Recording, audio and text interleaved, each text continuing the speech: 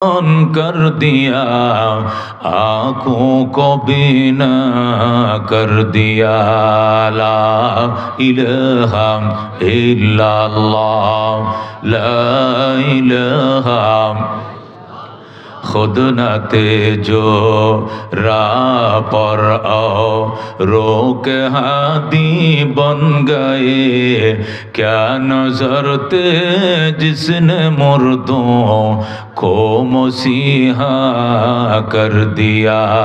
ला इलाहा इल्लल्लाह, ला इलाहा मालो दौलत तन पुरुष तारा हलाल, मन फनाए मुल्क मौलाए जुल जलाल। ला इलाहा इल्लल्लाह, ला इलाहा दुर्गा दरगा गैरुल्लाह, बाजार माजार गैरुल्लाह। ला इलाहा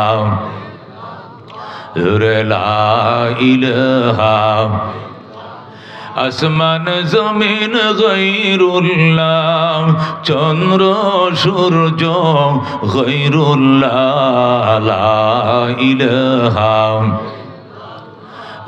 লা ইলাহা হায়াতের মালিক যে আল্লাহ, মৌতের মালিক সে আল্লাহ। লা ইলাহা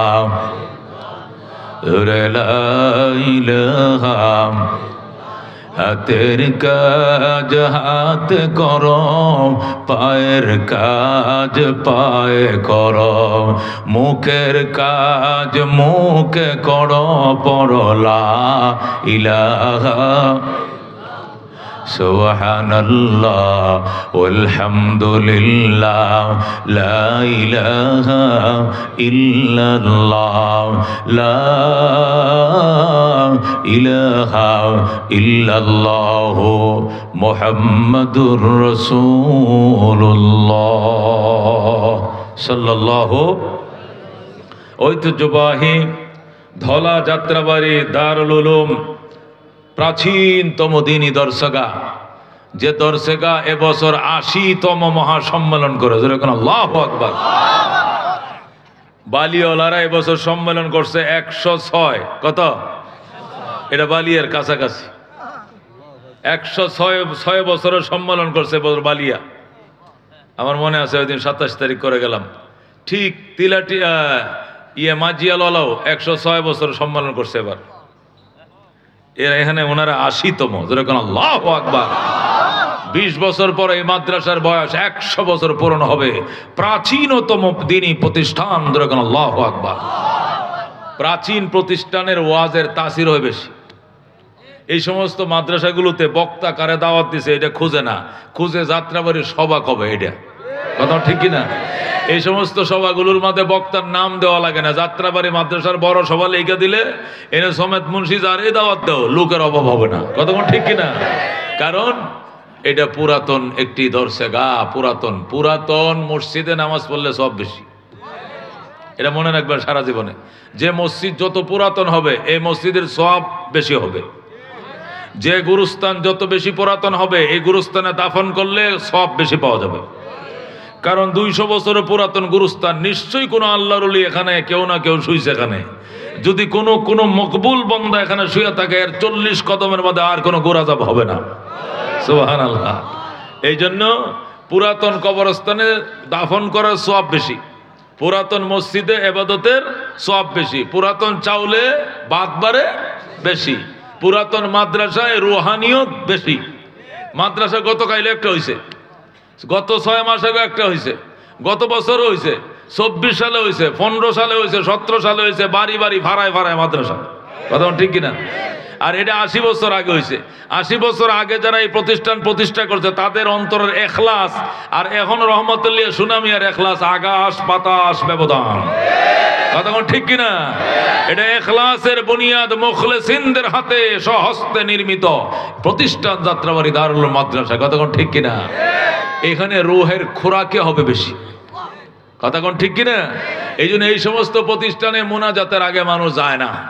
এই সমস্ত প্রতিষ্ঠান সারা রাত মাইক চালায়, বয়ান চলতেই থাকে, একদল আইতেছে একদল যাইতেছে। কথা কোন ঠিক কিনা? এই জন্য আমি এত রাত না লেগে আমি এত রাত করি। আমি সাইডটা করি সবাই এক রাত্রে, এটার নামে এটা তুলি, এটার নামে ওইটা তুলি, 1 মিনিটও দাঁড়ায় না, সোজা উঠি। কিন্তু আজকে আমি 11টা বাজে আইসা 1:45 বাজে উঠছি, 1.25 ঘন্টা সময় দিছি আমি। কেন?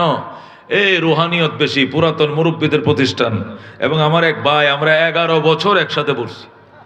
উনি ভাগ্যের গুণে আল্লাহর দয়ায় আজকে এই মাদ্রাসার সে দারোয়ান হয়েছে। মোহতামিম মানে কি? দারোয়ান, বুঝেন? খাদেম, খাদেম। আল্লাহ তার এই খেদমতের জন্য কবুল করছে, যেরকম আলহামদুলিল্লাহ। আমার ভাই ফোন করছে, দোস্ত আগে তো আমি মোহতামিম আসিলাম না, এখন আমারে মুরব্বীরা দায়িত্ব দিছে, ভাইয়ের কাছে ভাইয়ের আবেদন আসতে হবে। আমি বলে আসবো আমি ইনশাআল্লাহ। এই জন্য খুব কষ্ট হয় না আমার দাওয়াত দিতে, নাহলে আমার দাওয়াত দিতে 2-1 জোড়া জুতা ছিঁড়ে আটতে আটতে পিছনে পিছনে। কিন্তু কই 1 কাপ চাওয়া খাওয়ান লাগছে না, সোজা দাওয়াতটা রাখছি। কেন? রাস্তা সহজ। আমার বন্ধু, আমার দোস্ত এই মাদ্রাসার প্রিন্সিপাল। কথা কোন ঠিক কিনা? একটা প্রোগ্রাম হওয়ার কথা ছিল ময়মনসিংহ ঈদগাহ ময়দানে, বিশাল বড় সম্মেলন, কোনো কারণে সম্মেলনটা হয় নাই। এই জন্য আমি একটু সকালে আইতে পারছি আলহামদুলিল্লাহ, না হলে 12টা একটা এমনি বাঁচত সেখান থেকে আসতে। মহতারাম হাজরিন, আজকে সারাদিন ছিল জানুয়ারি মাসের 16 তারিখ, সারাদিন ছিল রজব মাসেরও 16 তারিখ। মাগরিবের আজানটা দিতেই রজব মাসের হয়ে গেছে 17 তারিখ। আর এই 12টার কাঁটাটা 1টার ভিতরে ঢুকতেই জানুয়ারির হয়ে গেছে 17 তারিখ। এখন রজবেরও 17, জানুয়ারিরও কি 17। তাহলে আমি কিন্তু 16 তারিখে সভা তাইছি না, লেখা আছে কত? 16 জানুয়ারি যাত্রাবাড়ি, দলা যাত্রাবাড়ি, দারুল মাদ্রাসা সভা। কিন্তু আমি ওয়াজ করতেছি কয় তারিখ? 17 তারিখ। শুনছেন কথা? রজব মাসের আজকে মাগরিবের আজান দিতেই 16 রজবটা 17 রজব হয়ে গেছে। আর 12টার কাঁটাটা 1 মিনিট ওভার হওয়ার সাথে সাথেই 16 জানুয়ারি এখন কি হয়ে গেছে?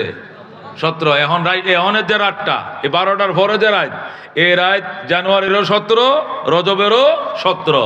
এই দুইটা ডেট এক যুগে একই ডেটে চলছে। আল্লাহু আকবার। এখন এটা 1 মাস এইভাবে চলবে। আবার জানুয়ারি যখন 31 হবে, চাঁদ কোনোদিন 31 হয় না, চাঁদ হয়তো 29 হয় অথবা কি হয় 30 হয়।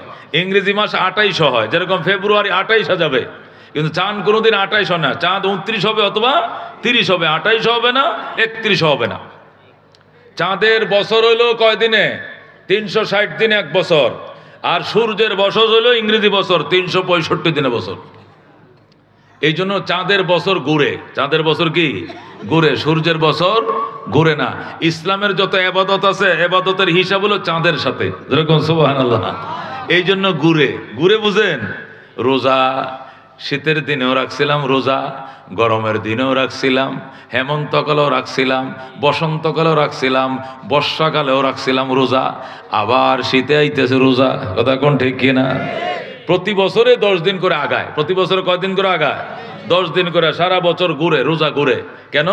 রোজার সম্পর্ক চাঁদের সাথে, হজের সম্পর্ক চাঁদের সাথে। কথা কোন ঠিক কিনা? ইসলামী বর্ষপঞ্জির অধিকাংশ ইবাদতের সম্পর্ক চাঁদের সাথে। কেন? চাঁদটা রুলিং করে, ইবাদতটা রুলিং করবে। চাঁদ ঘুরে, ইবাদত ঘুরবে। যেরকম সুবহানাল্লাহ।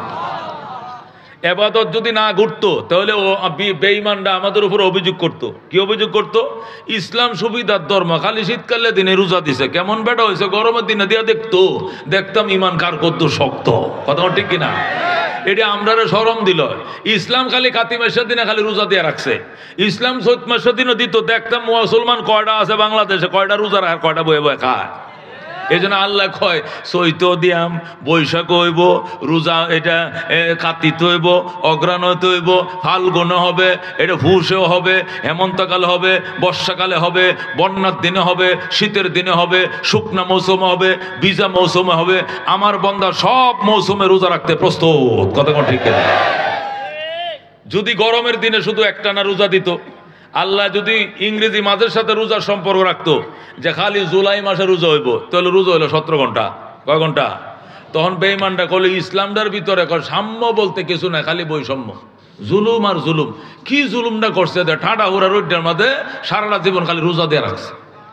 জুলাই মাস হলো পৃথিবীর সবচেয়ে গরম মাস, তামাম ওয়ার্ল্ডের মধ্যে সবচেয়ে গরম মাস হলো কি জুলাই মাস। এই জুলাই মাস দিন অলম্বা, দিন খরাও। এই খরার দিনে, লম্বা দিনে রোজা দিছে। ইসলামের মধ্যে কোনো ইনসাফ বলতে কিছু না, আল্লাহ খালি একটা টাটকা জুলুমটা করছে। এই কথা মানুষ বললো, কথা কোন ঠিক কিনা? শীতের দিনে কইলো ইসলাম সুবিধার ধর্ম, শীতকালের দিনে রোজা রাখছে, গরম দিয়া দেখতাম কার কামে ইমান শক্ত। আর গরমের দিনে রোজা দিলে কইলো কি ইসলাম অত্যাচারের ধর্ম, জুলুমের ধর্ম। এই জন্য আল্লাহ কয় চাঁদের সাথে আবাদত আমি পেঁচায় দিয়েছি, চাঁদও ঘুরবে, আবাদত ঘুরবে।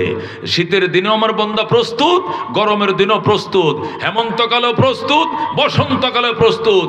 বর্ষাকালে আমার বান্দা যখন রোজা আসবে তখন রোজা রাখবে। আমার বান্দারা সারা মাস রোজা রাখার প্রস্তুত, কথা ঠিক কিনা?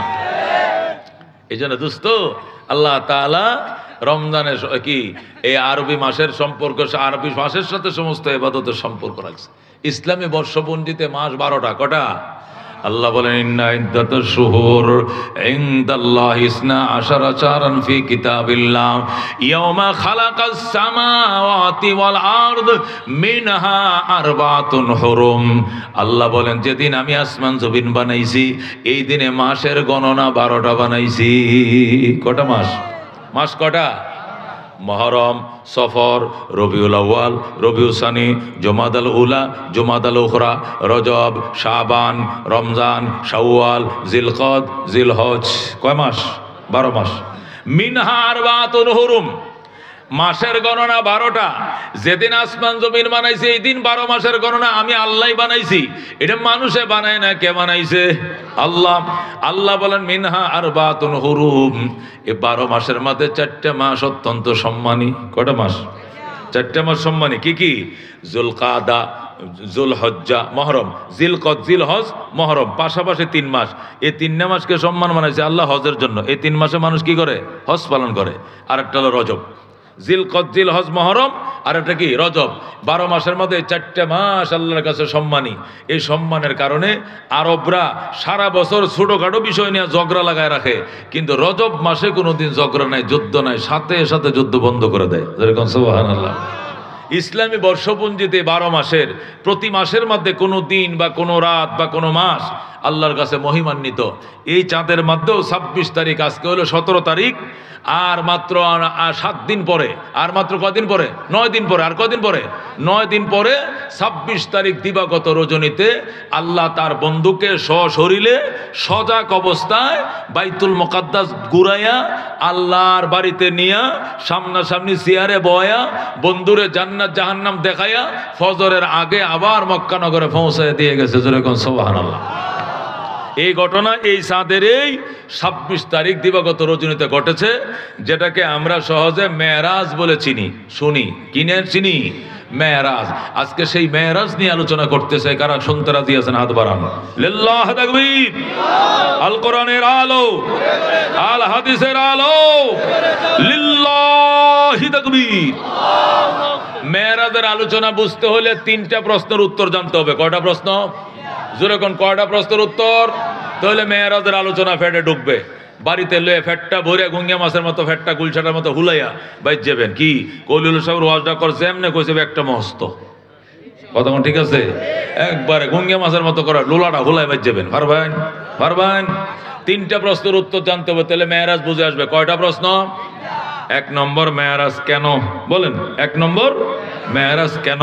2 নম্বর মেরাজ কিভাবে? মেরাজ কিভাবে? 3 নম্বর মেরাজ থেকে কি পেলাম?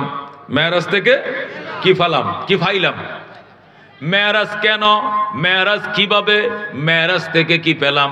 এই 3টা প্রশ্নের উত্তর জানলে মেরাজের জ্ঞান হয়ে যাবে। যেরকম সুবহানাল্লাহ। ওলামায়ে কেরাম, ছাত্ররা শোনো, শুক্রবারে বয়ান করতে সুবিধা হবে। আপনারাও ওই কিতাবাতে দেখলে আপনারাও পাইবেন, কিন্তু আমি দেখি করে গুছাই গাছায় যেহেতু আনছি খালি আপনি ডুব গিল লইব খালি, কারণ কলাটা সিলাই আছে খালি আপনি গিলতেন, এটা পারতেন না।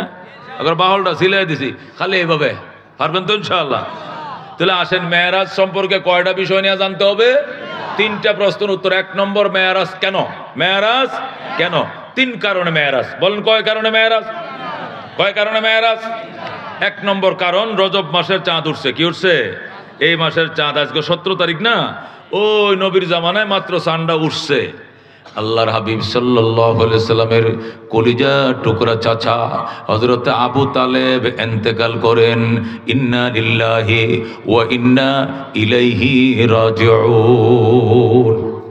এই রজবের ঠান্ডা উঠছে মাত্র, হঠাৎ করে আল্লাহ নবীর কাছে সংবাদ হয়েছে আপনার চাচার অবস্থা খুব খারাপ, যদি দেখতে চান দৌড়ায় যান, ফাইতেও পারেন নাও ফাইতে পারেন।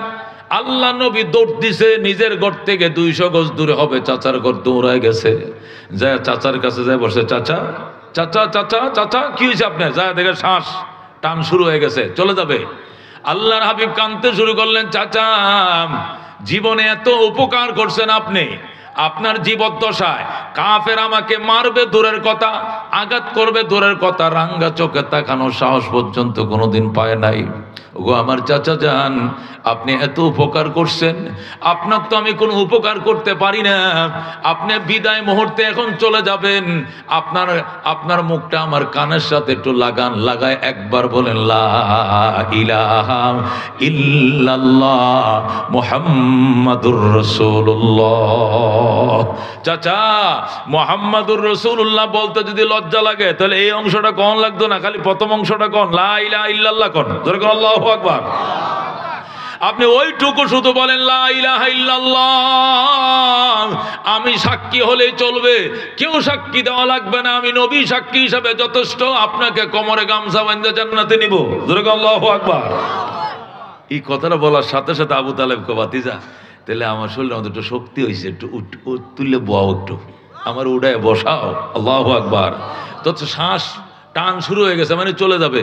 এই মুহূর্তে রাসূল যখন এই প্রস্তাব দিলেন যে আমি তোমাকে শুধু লা ইলাহা ইল্লাল্লাহ এইটুকু বললে হবে, পরে কি হবে? পরে জান্নাতের যাবতীয় ব্যবস্থা আয়োজন আমি নবী করব তোমার জন্য, জোরে কোন সুবহানাল্লাহ। কেউ শোনা লাগতো না, কেউ শোনা লাগতো না, খালি আমার কানে কানে আমি শুনে থাকলে হবে, আমি সাক্ষী যথেষ্ট, আমি হব তোমার রাত সাক্ষী, জোরে কোন আল্লাহু আকবার। আবু তালেব কইতে হলে বাজান আমার একটু উডায় বোয়াও। আল্লাহ নবী চাচার উডায় বসাইছে, বসায় চাচার বাতিজা কি যেন কয়, আচ্ছা চাচা আমি যে আপনাকে কালমাটা পড়তে বলছি এটা কি আপনি বুঝে শুনে পড়তে রাজি হচ্ছেন নাকি না বুঝা? আবু তালেব ডাক দেখো বাজান, দুপুরবেলায় সূর্যটা উঠলে যেরকম বুঝায় দেওয়া লাগে না এটা সূর্য, সবাই চিনে এটা আকাশের সূর্য, তোমার ধর্মটা আমাকে বুঝায় দেওয়া লাগবে না, আমি জানি আমার বাতিজার ধর্ম মহাসত্য ধর্ম, সুতরাং তোমার ধর্ম আমি কবুল করতে প্রস্তুত। কিন্তু ডাইনে বামে দেখে লোক আছে, এরা আবার মাইন্ড করে কিনা, আবু জাহেলরা আবার কয়া দেয় কিনা, এদিক সেদিক উঁকি ঝুঁকি মারতেছে আর কালিমা পড়ার প্রস্তুতি নিচ্ছে। ইতিমধ্যে আবু জাহেল অস্ত্র টস্ত্র নিয়ে দলবল নিয়ে হাজির হয়ে গেছে, সিসি ক্যামেরার দিক লাইছে, বুঝুন না, সিআইডি তো লাগানো আছে, খবর খুঁজে লাইছে। আবু জাহেল দৌড়ায় আসছে, আয়সা কয় এই যে এই বাঁশটা দেখছো, ইন্দিয়া দিয়ে ভার দিয়ে হিন্দে বাইর করবাম, বেড়া এই বল্লমটা হিন্দে ভার দেব হিন্দে বাইর করুন। আর সবুতা আয়সা বলতেছে, আর সবুতা তুমি কি ধর্ম থেকে হয়ে গেলা, বাপদাদার ধর্ম ছেড়ে দিলা? আবু তালেব তো 28, হায় হায় আমি মোটামুটি প্ল্যান প্রোগ্রাম করছিলাম যে কালমাটা ফরম, এটা জানলো কেমনে? কয় না আমি ধর্ম থেকে হই নাই, বাতিজার সাথে এত কানাকানি, এই মোহাম্মদ সরো, চাচার এত কাছে থাকা নিরাপদ না, তুমি দূরত্ব বজায় বসো। নবীকে চাচার থেকে দূরে লেগেছে, আল্লাহর হাবিবরে চাচার থেকে অনেকটা দূরে নে বসাইছে, চাচার এখানে বসাইছে। আল্লাহর হাবিব সাল্লাল্লাহু আলাইহি ওয়াসাল্লাম যখন দূরে যায় কাঁদতেছে, আবু তালেব বলতেছে আমাকে একটু বাতিজার সাথে বিদায় বেলা দুইটা কথা কয়ে যেতে দাও, আমার বাবা আব্দুল মুত্তালিব এই ছেলেটাকে আমার হাতে তুলে থুয়ে গেছিল, আমি যে চলে যাইতেছি আমার কি একটু ওসিয়ত আছে না, একটু আমার কানে কানে কথা আছে, আসতে দাও। আবার নবীরে কিনারে আছে, আইনে করতে বাজান এরা কি কইতেছে শুনছো? এরা বলতেছে আমি মরলে মানুষ বলবে সাপ যেরকম গাতে যাওয়ার অনেক সোজা হয়, গর্ত যাওয়ার আগে সোজা হয়, আবু তালেবও ঠিকই গর্তে যাওয়ার আগে মরণের বয়স সোজা হয়ে গেছে, বাতিজার ধর্ম গ্রহণ করছে, বাপদাদার ধর্ম ছাড়ছে। এটা নাকি আমার বিরাট লজ্জা হইব। রসুলকে কোনো লজ্জা হইতো না, কয় না হবো কাবিল তো নারা আলাল আর, আমি লজ্জার উপরে জাহান্নামকে প্রাধান্য দিলাম, যেরকম নাউজুবিল্লাহ। আর আবু তালেব কালিমাটা পড়লো না, না পড়ে বিদায় হয়ে গেল। হায় রে নবী যে চাচারে ধরে কান্নন লাগাইছে, 60 জনে ফিরায় খোলাইতে পারে না, হাউমাও করে আল্লাহর হাবিব কান্দে, চাচা করলেন ডাকি। আমি এই কথা শোনার জন্য প্রস্তুত ছিলাম না। এলাকার মানুষ আল্লাহর হাবিবরে আলাদা করে নিয়ে গেছে, আল্লাহর হাবিব চিল্লাইতেছে কাঁদতেছে, ইতিমধ্যেই তার দাফন কাফন শেষ হয়েছে, নবী ঘরে গেছে, চোখগুলো কালো অন্নাব আনারের মতো লাল। খাদিজা বলে, ইয়া রাসূলুল্লাহ, ইয়া হাবিবাল্লাহ, ফাদাকা আবি ওয়া উম্মি, আপনার জন্য আমার পিতামাতা কুরবান হোক, আপনার চোখের পানি আমি সইতে পারি না। কেন গো, আপনার চোখ লাল, কে আপনাকে অপমান করছে আমাকে বলেন। আল্লাহ নবী ডাক দেয়, খাদিজা, কেউ আমাকে অপমান করে নাই, করে না, আরম্ভ হইব মাত্র। ইতিমধ্যে আমাকে কেউ অপমান করার সাহস পায় নাই, সামনে না অপমান করার জন্য মানুষ প্রস্তুতি নিবে। আমার কলিজার টুকরা চাচা আবু তালেব দুনিয়াতে বিদায় নিয়ে নিছে। বিদায় বেলা চেষ্টা করছিলাম কালিমাটা দেওয়ার জন্য, অন্তত হাসর হইল দেখা হইতো, জান্নাতে হইল মোলাকাত হইতো, এই সুযোগ দুশ্মনরা দিল না। আমি আমার চাচার কোনো উপকার করে দিতে পারলাম না রে খাদিজা। খাদিজা বলে, ইয়া রাসূলুল্লাহ, মানুষ মরণশীল, মানুষ তো মরবেই। আপনার চাচা আপনার আব্বা মারা গেছে, আম্মা মারা গেছে, দাদা মারা গেছে, চাচা মারা গেছে, সবাই মরবে, আমিও মরবো, আপনিও মরবেন, সবাই তো মারা যাবে, কাঁদেন না। নবী বলেন, খাদিজা, আমি যে কাঁদবো না তুমি বলছো, না কাঁদে আমার উপায় কি? আগামীকাল থেকে মক্কা আমি বের হব কেমনে? বের হওয়ার সাথে সাথে যদি পাথর মারা ফিরানোর মতো কোনো মানুষ নাই। খাদিজা বলে, আপনার মতো এতিম নবীর কেউ মারবে না, আপনি চিন্তা করেন না। এমন কোন নিষ্ঠুর প্রাণী নাই যে প্রাণী আপনার গায়ের উপর আঘাত করবে গো নবীজি। এরপরও যদি কোনো নিষ্ঠুর প্রাণী আপনাকে মারে, নীরবে সহ্য করে বাড়িতে চলে আসবেন, এক বিছানায় শুয়ে, এক বালিশে শুয়ে আপনার আঘাতের মাঝে আমি মলম মালিশ করব আর সান্ত্বনা দিব গো নবীজি, আপনি টেনশন করিয়েন না। এরপর আল্লাহ নবী কান্দে, খাদিজা নবীকে কোনোভাবেই চুপ করাইতে পারে না। অবশেষ খাদিজা বলে, রাসূল গো, আপনি চুপ করেন, আপনি কেন এইভাবে হাওমা করে কাঁদছেন? শুনেন, আমি যেটা সোজা বাংলায় বুঝি, আমি যেটা সোজা সাজা বুঝি, আপনার গার্জিয়ান আল্লাহ নিজে হইতে চাইতেছে, এই জন্য দুনিয়াতে আপনার কোনো গার্জিয়ান রাখবে না। এটাই সোজা কথা, আমি যেটা বুঝি। দুনিয়াতে মা মারা গেলে বাপ থাকে, কিন্তু আপনার বাপ মা দুইজনে মারা গেছে। বাপ মা মারা গেলে দাদা হইলেও তাকে, আপনার দাদাও নাই। দাদা মারা গেলে চাচা হইলেও তাকে, আপনার চাচাও নাই। আপনার কেউ নাই। ওই দিন দেরি নাই যেদিন আমি খাদিজাও থাকবো না, থাকবো না। সপ্তাহটা পাড়ি দেয় কিনা আমিও দুনিয়াতে থাকবো না। খাদিজা যখন বললেন সপ্তাহ পাড়ি দিবে না, আমিও থাকবো না, আল্লাহ নবী বলেন, খাদিজা তুমি এটা কি শুনাইলা? তুমিও বুঝি থাকবো না? আমার দিলে সাক্ষী দেয়, আল্লাহর হিসুন্নাম লাগছে, কোনো অভিভাবক আপনার রাখবে না, একে একে সব দিলে নিয়ে যাবে। আমিও তো অন্তত ঘরে আইলে সান্ত্বনা দেওয়ার মতো একজন অভিভাবক, এই জন্য আমাকেও রাখবে না। আপনার সমুদয় দায়িত্ব ওনার হাতে নিতে চায়, এই জন্য দ্বিতীয় কোনো মাতবর আপনার কাছে রাখবে না, সব নিয়ে যাবে। সপ্তাহ পাড়ি দেয় কিনা গো নবীজি, মাফ করে দিয়েন, আমিও থাকবো না। যেই কথা সেই কাজ। চাচা হারানোর বেদনা, কলিজাটা এখনো শুকায় নাই নবীজির।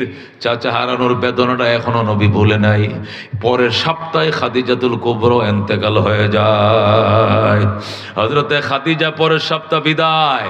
খাদিজা নবীর গলার মাঝে ফাঁসা মারে ধরে, স্বামী গো, আমার আল্লাহর হস্তে মাফ করে দিন, আপনার কোনো খেদমত আমি করতে পারি নাই, আমার ক্ষমা করে দিয়ে হাসরের ময়দানে আমার হাতটা ধরে টান দিয়ে উড়ায়েন, আমার জানাজাটা আপনি পড়ায়েন, আমার সন্তানগুলোকে আপনি আদর কইরেন।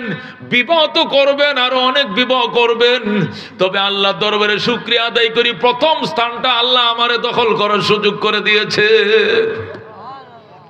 অনেক কথাই বললেন আল্লাহ নবী। এবার খাদিজারা ডাক দে, খাদিজা তুমি আমারে মাফ করে দিও, তুমি জমিদার বংশের মেয়ে ছিলে, জমিদার বংশের মেয়ে ছিলে, অথচ তোমার শান মান মোতাবেক একটা কাপড় তোমাকে আমি ফিন্দাইতে পারি নাই।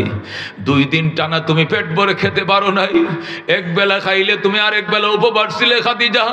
জমিদার বংশের মেয়ে হওয়ার পর জীবনের সব সম্পত্তি তুমি আমার পিছনে খরচ করেছো খাদিজা, আমি তোমারে কিছুই দিতে পারি নাই, তুমি আমারে মাফ করে দিও। আল্লাহু আকবার।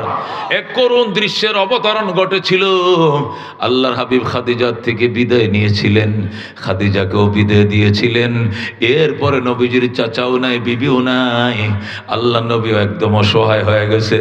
নিজের পালক পুত্র হযরতে যায়েদ ইবনে হারেসারে ডাক দেখো, যায়েদ রে, যায়েদ চল আমরা তায়েফ যামু, আমি আমার দুধ মা হালিমার দেশে যামু, মাতুল দেশে যামু, সেখান থেকে দুই একজন মায় মাতবরকে যদি কালমা পড়াইতে পারি তাহলে এই মক্কার কুরাইশদের অত্যাচার থেকে বাঁচতে পারবো, এছাড়া বাঁচার কোনো উপায় নাই।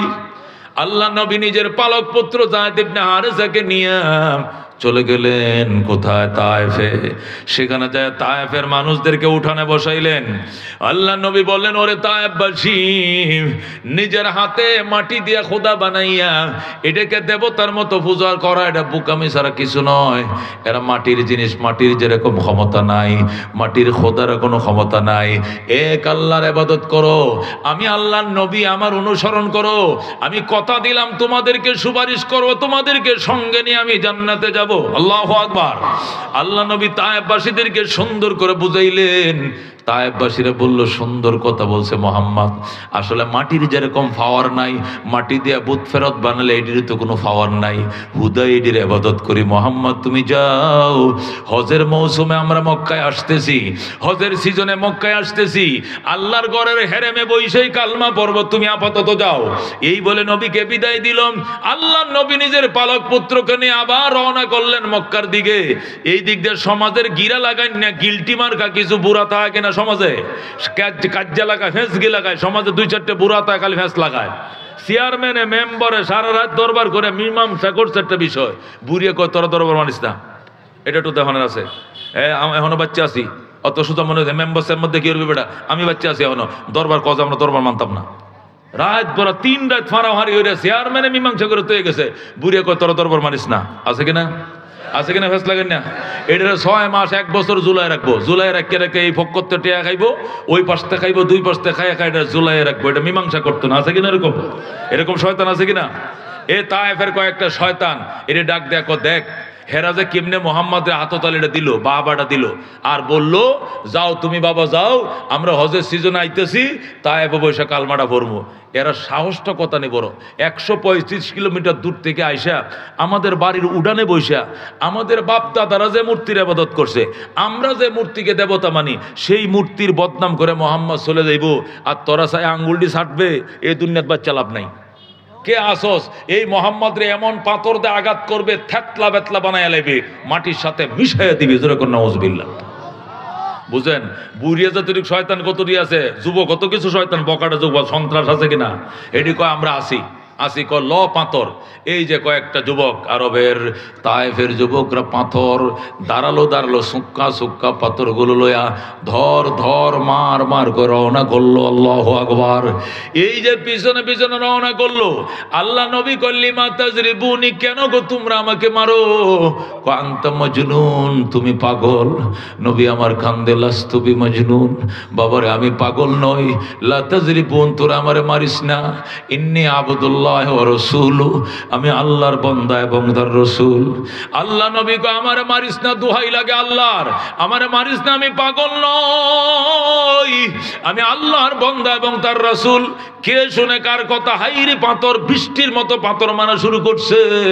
পাথরগুলো এক একটা পাথর মারে, এই জান্নাতের শরীরটা মোমের মতো, পাথরগুলো ফিডের ভিতরে ঢুকে যায়, একবারে গাইতে যায়, পাথরটা ফিডের মধ্যে বিন্দা যায়, পাথরটার মাটিতে পড়ে না, বিঁধে যায়। আল্লাহ নবী ডাক দেখো, আমার মাইরো না, আমার মাইরো না, আমি আল্লাহ রসুল, আমি পাগল নই। এরপরেও তারা বলে পাগল।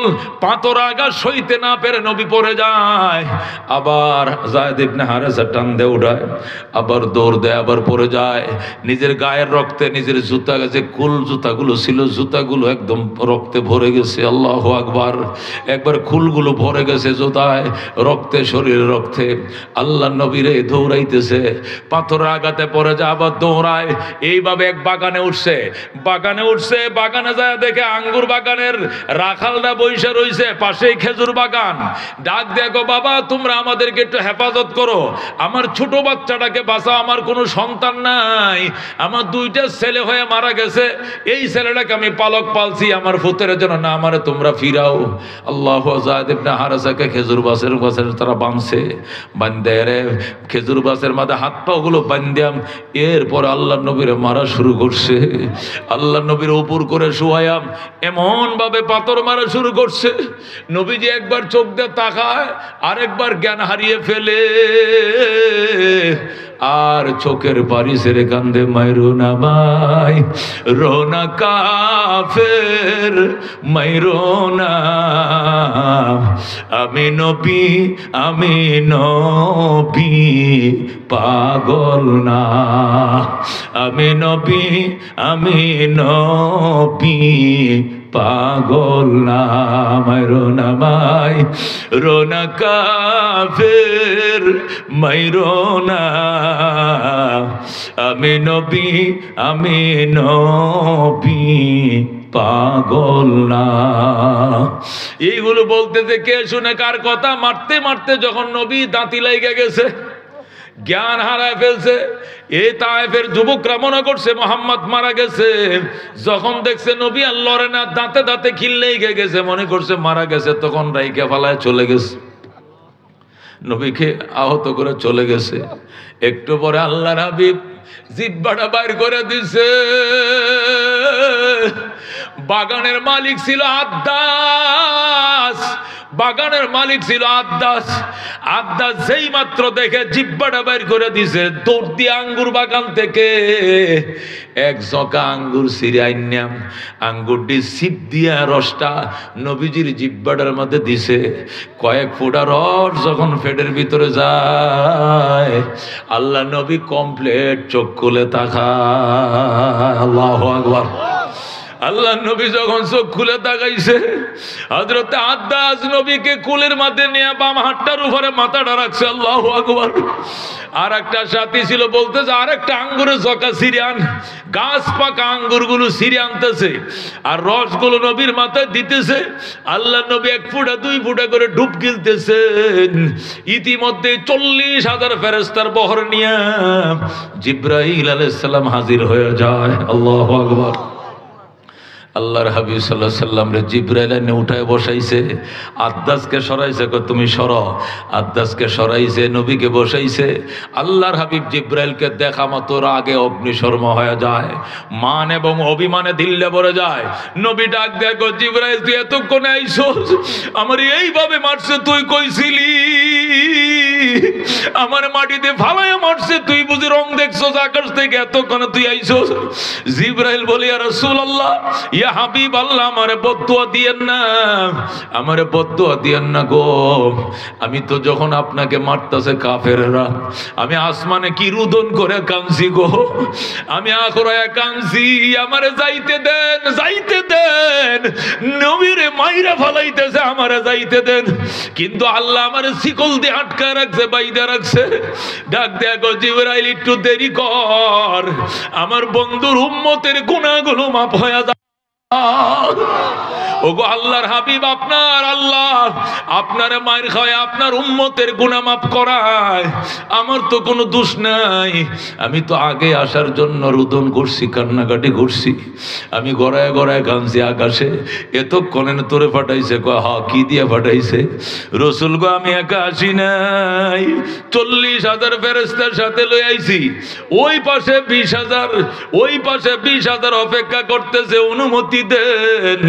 আপনি অনুমতি দিলে 2টা পাহাড়কে গোড়ার থেকে উপরাইয়া এমন জোরে ছাপ দিবে, একটা কাফেরও থাকবে না, সব পাউডার বানায় ফেলাইবে। আল্লাহু আকবার। আল্লাহ নবী সাল্লাল্লাহু আলাইহি ওয়াসাল্লাম ডাক দিয়ে, আল্লাহুম্মা ইহদি কওমি ফাইন্নাহুম লা ইয়ালামুন। আল্লাহ গো, তুমি আমার কওম রে হেদায়েত করো, এরা আমার চিনে নাই গো, এরা জানে না, এরা আমি নবীকে চিনে না, আমি এদেরকে মাফ করে দিলাম। জিবরাইল, এদেরকে তুই মারিস না। আল্লাহ নবী পারমিশন দেয় নাই। জিবরাইল আলাইহিস সালাম আল্লাহর হাবিবকে কোলে করে নিয়ে মক্কা নগরে পৌঁছে দিছে। আল্লাহু আকবার। নবী আমার হাঁটতে পারে না, চলতে পারে না, জিব্রাইল কুলে করে মক্কা নগরে পৌঁছে দিছে। হযরত আম্মা জান আয়েশা রাদিয়াল্লাহু তাআলা আনহা বলেন, আমি অনেক দিন নবীকে বলছি, নবী গো আপনার আদরের বউ খাদিজা তো মারা গেছে, আমরা তো আর আহের মতো আদর হইতে পারতাম না, তবে আগে একা খাদিজা ছিল, এখন আমরা 10 জন আছি, 10 জন। দুনিয়ার স্ত্রীরা স্বামীদেরকে গোসল করায়, হাতে পায়ে সাবান দিয়ে ডইলা দেয়, আমরা 10টা বউ থাকতে একদিন আপনাকে গোসল করে দিতে পারলাম না, আপনার গায়ের গেঞ্জিরে কন্দির খোলাইতে পারলাম না, কেন গো আমরা কি খাদিজার মতো হতে পারি নাই? খাদিজার মতো বিশ্বস্ত মহব্বতের কি পাত্রী হতে পারে নাই? নবী বলেন, এটা কোনো কথা নয়, সবাই আমাকে মহব্বত করো, সবাই মর্যাদার মালিক, কাহার প্রতি আমি কোনা নজরে তাকাই না, তবে ঘটনা হইলো আমার গায়ের গেঞ্জিটা খুললে তোমরা সহ্য করতে পারবা না। আল্লাহ রাবি এই জন্য সচরাচর উদাম গায়ে হইতেন না, গেঞ্জি রাখতেন গায়ে।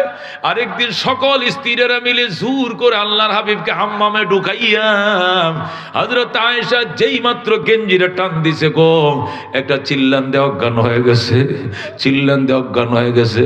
নবী ডাক দিয়ে, আয়েশা কি হয়েছে? আয়েশার জ্ঞান নাই, পানি ডালতে ডালতে জ্ঞান ফিরে এসছে। কেন গো তুমি কান লাগা অজ্ঞান হয়ে গেল? আয়েশা ডাক দিয়ে কয়, ইয়া রাসূলুল্লাহ, ইয়া হাবিবাল্লাহ, ছোটকালে আপনার আব্বা ছিলেন না, আপনার আব্বা মারা গেছেন, আপনার চাচারাও কি ছিল না, আপনার আত্মীয় স্বজন কি ছিল না, আপনার গোটা বসন্ত হয়েছিল, বসন্তে পিঠের মধ্যে কোনো চর্ম নাই, কিন্তু আপনার কি চিকিৎসা করার মতো কোনো মানুষ ছিল না, পিঠের মধ্যে 1 ইঞ্চি জায়গা ফাঁকা নাই, শুধু গর্ত আর গর্ত, আপনার কি এমন জল বসন্ত হয়েছিল? নবী কান্দে আর কয়, আয়েশা গো, মনের দুঃখ মনে করে দিও না, আয়েশা কলিজার আগুন তুমি দাও দাও করে আর জ্বালাইও না।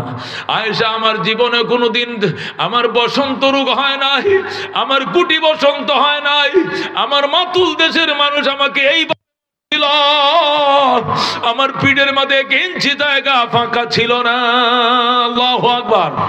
আমার ফালায়া পাথর দিয়ে আঘাত করছিল তায়েফের জমিনে, ওই পাথরের আঘাতে এখন আমার পিঠের মধ্যে দাগ দাগ, আমার পিঠের মধ্যে গর্ত গর্ত চিহ্ন। এটি বসন্তর দাগ নয় গো, এটি পাথরের দাগ, পাথরগুলো আমার পিঠের মধ্যে বিঁধে গিয়েছিল। যেরকম আল্লাহু আকবার। এ দোস্ত, আল্লাহ নবী সাল্লাল্লাহু আলাইহি সাল্লাম 3টা বেদনার কারণে মেরাজ পাইছেন। 1 নম্বর হলো প্রথম চাচা হারাইছেন, 2 নম্বরে বেগম হারাইছেন, 3 নম্বর তায়েফ কাবাসী কর্তৃক মাইর খাইছেন। জিবরাইল যখন মক্কা নগরে পৌঁছে দিছে, আল্লাহর হাবিব সাল্লাল্লাহু আলাইহি সাল্লাম মক্কা নগরে রক্তাক্ত জামা নিয়ে যখন গেলেন, মক্কার মানুষের মাথা রক্ত, ভাই রক্ত মাথায় উঠছে, উন্মুক্ত তরবারি ঘুরাইতে শুরু করছে। মুহাম্মাদের ধর্ম আলাদা হতে পারে, আমাদের ধর্ম আলাদা হতে পারে, কিন্তু মুহাম্মদ তো কুরাইশ বংশের সন্তান, এই বংশের গায়ে হাত দিছে, কার এত বড় সাহস? হাতটা রাখবো না, ওই পাউডা ভেঙে দিব, হাতটা কেটে দিব। মহিলারা পর্যন্ত উন্মুক্ত তরবারি ঘুরাইতে শুরু করছে। নবীজির চাচতো বোন হযরত উম্মে হানি, উনিও তখন মুসলমান হয় নাই, উনিও পর্যন্ত তরবারি ঘোরায়। আর কে কোথায় রে, জলদি বের হ, এই মুখটা আর দেখাবো না বাইতুল্লাহকে, আমার ভাইয়ের রক্তের প্রতিশোধ না নিয়াম। মুহাম্মাদের গায়ে কে হাত দিল? একবার বলো ভাই, কে তোমাকে মারছে? একবার বলো। এর হাতগুলো না কাইটে আমরা বাড়িতে ফিরবো না। কুরাইশের বংশে হাত তুলছে, এটা কার? এত বড় সাহস কার? এই বলে রুদন করতেছে কুরাইশরা, পাগল হয়ে গেছে, কুরাইশের রক্তের মাঝে আগুন ধরে গেছে। ও মুসলমান, এরপরে নবী ডাক দিয়ে, গো আমার কুরাইশরা, তোমরা থামো, আমাকে যারা মারছে, যেখানে মারছে, সেখানে তাদেরকে ওই জায়গায় বসে তাদেরকে আমি মাফ করে দিয়েছি। আল্লাহু আকবার। তোমরা আমার রক্তের প্রতিশোধ নিলে আমি এতটুকু খুশি হব না, কালমা পড়গো তার চেয়ে বেশি খুশি হব। আল্লাহু আকবার। কালমা পড়ার চেয়ে বেশি খুশি হব। এইগুলো বলার পরেই তারা থেমে যায়। হযরতে উম্মে হানি, নবীজির চাচতো বোন, আলী রাদিয়াল্লাহু তাআলা আনহুর আপন ছোট বোন উম্মে হানি, নবীর কাপড় দিছে, নবী কাপড়টি বদলাইছে, নিজের চাচতো বোন রক্তমাখা জামাগুলোকে ধুইছে। এখন পায়ের থেকে যে জুতাটি আলোক করব, জুতাটি আলোক করতে পারে না, এই যে রক্ত খোলগুলো ভরে গেছে, এমন ভাবে রক্ত কামড় দিয়ে ধরছে রাবারের মতো, পাও থেকে জুতাগুলো খুলতে পারে না। যার গায়ে মশা মাছি বসা হারাম, এর গায়ের রক্তের জুতা বইরা গেছে। হযরত উম্মে হানি হাউমাউ করে কান্দে, আল্লাহ সইবে না, কি কাজটা তোরা করলে রে, আমার ভাই মাফ করলে আমরা মাফ করব না। আবার ঢেউ উঠে গেছে, আবার তরবারির হাঙ্গামা। আল্লাহ নবী বারবার এদেরকে থামায়, আবার উৎপাত করে ওঠেন, আবার থামায়, আবার ঢেউ উঠে যায়। এটা কুরাইশের সহ্য করার মতো নয়। কুরাইশের গায়ে হাত দিল কেডা? আল্লাহ নবী শেষ পর্যন্ত থামাইলেন, থামাইয়া শুয়ে রইলেন উম্মে হানির ঘরে। নবীজির ঘুম আসে না, সেখান থেকে চাদরটা নিয়া বাইতুল্লাহর হাতিমে কাবার মধ্যে এসে শুইছে। হজে গেলে উমরায় গেলে হাতিমে কাবা দেখবেন বারান্দার মতো উত্তর পাশে, মাকামে ইব্রাহিমের পাশে একটা বারান্দার মতো আছে, এটাকে হাতিমে কাবা বলে। হালি হযরত উম্মে হানির ঘর থেকে নবী হাতিমে কাবার মধ্যে এসে শুইছে। শুয়ে আল্লাহর ঘরের দিকে তাকায়, নবী কান্দে, বাইতুল্লাহ রে, আমারে কাফেররা এভাবে মারলো, তোর মালিক কই ছিল জানতে চাই, আমারে না বানাইলে তো আল্লাহ তুরু বানাইতো না। বাইতুল্লাহর দিকে তাকায় বিলবিল করে নবী কান্দে, কানতে কানতে নবীজি ঘুমায় যায়। ঘুমের মধ্যে একটাইতেছে, শিশু বাচ্চাদেরকে দেখবেন মারলে ঘুমায় পড়ে, ঘুমের মধ্যে এক এক করে একটাই মারে। কতক্ষণ আল্লাহর হাবিব কানতেছে, একটাইতেছে। আল্লাহ রাব্বুল আলামিনের কুদরতির নজর পড়ে গেছে।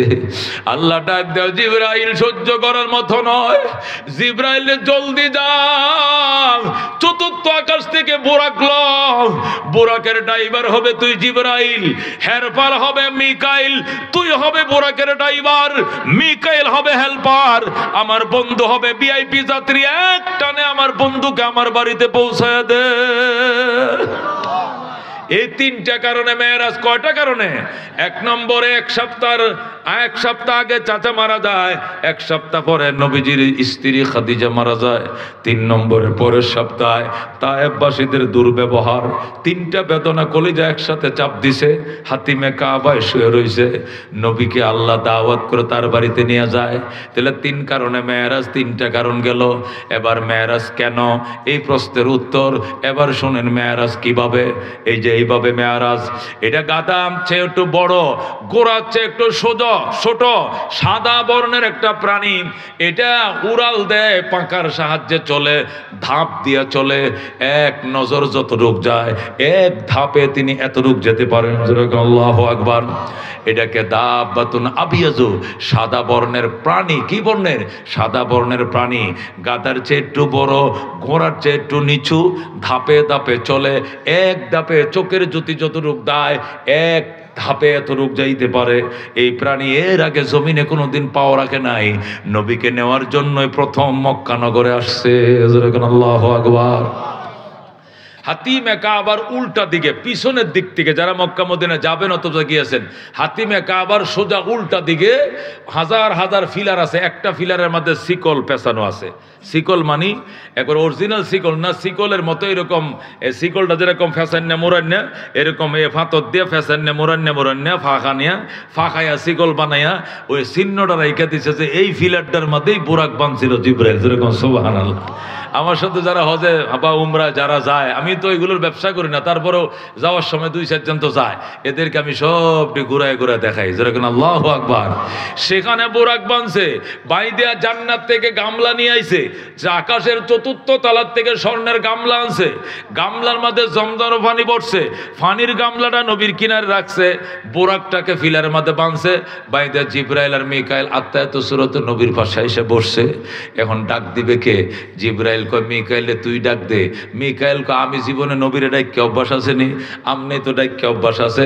আপনি হাজার হাজার আল্লাহু আকবার ওহী নিয়ে ওনার কাছে আইছেন। সমস্ত নবীদের কাছে যাওয়ার অভ্যাস আপনার আছে। আপনি আল্লাহর পক্ষ থেকে নবীদের কাছে রাষ্ট্রদূত, এই জন্য আপনি পারবেন, আপনি ডাকেন। জিবরাইল কয় মিকাইল রে, নবীজির অন্য দিনের চেহারা আর আজকের চেহারা এক নয়।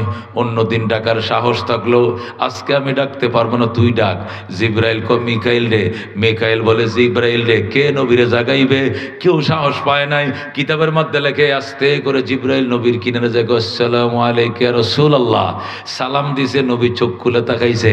কেউ বলছে সালাম দেওয়ার সাহসও পায় নাই, বরং জিবরাইল তার গাল মোবারক নিয়া নবীজির পায়ের তালার মধ্যে লাগাই দিছে।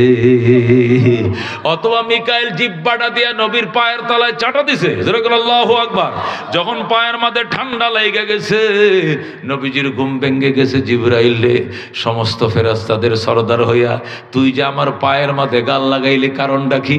রসুল গো, আমি সমস্ত ফেরেশতাদের সরদার হতে পারি, কিন্তু আপনার কদম মোবারকের সামনে আমার কোনো দাম নাই।